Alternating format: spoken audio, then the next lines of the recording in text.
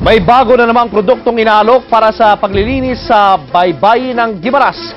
Pero ang mga bakawan na pinag-iitlogan ng mga isda tila unti-unti nang namamatay. Nagpapatrol si Adrian Ayalin. Malinis na nga ang bakawang ito pero unti-unti na tutuyo ang mga dahon.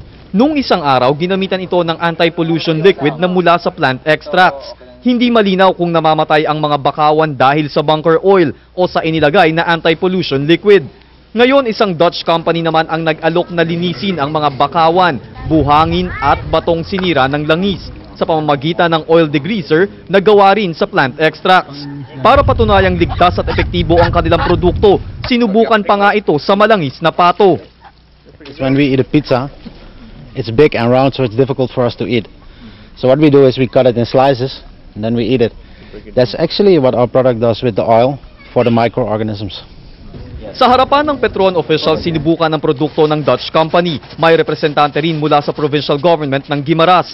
Pero sa ngayon, wala pang napipiling produkto ang Task Force Sunrise para sa paglilinis ng may 100 kilometrong malangis na coastline ng Guimaras.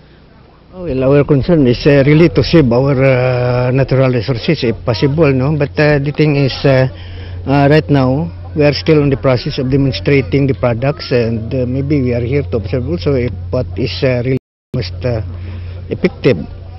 Hindi pa tiyak kung maibabalik ang buhay ng mga bakawang ito, pero mahalaga ang mga halamang ito dahil dito nangingitlog ang mga isda, ang ikinabubuhay ng daan-daang mga pamilya dito sa Guimaras.